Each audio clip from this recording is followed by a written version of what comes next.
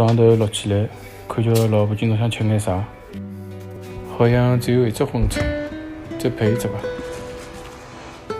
牛里脊肉拨伊摘成薄片，先把眼生抽和鸡精捏捏伊，再把老抽和生粉捏到伊起凝头。酱好的肉封成油，盖上保鲜膜，摆辣冰箱里冷藏2个钟头。水成油温，拿肉倒进去活活开，再倒菜椒进去，也一道活活。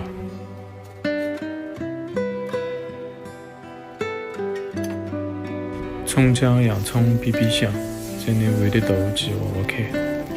随后拿拉过油的牛肉和菜椒带下去翻一翻，就好出锅了。好了，一只荤菜搞定。水果炒腰蛤，关键腰蛤也算一只荤菜。再弄只青椒洋鳝鱼，搿只菜没啥花头，就是吃点刀工。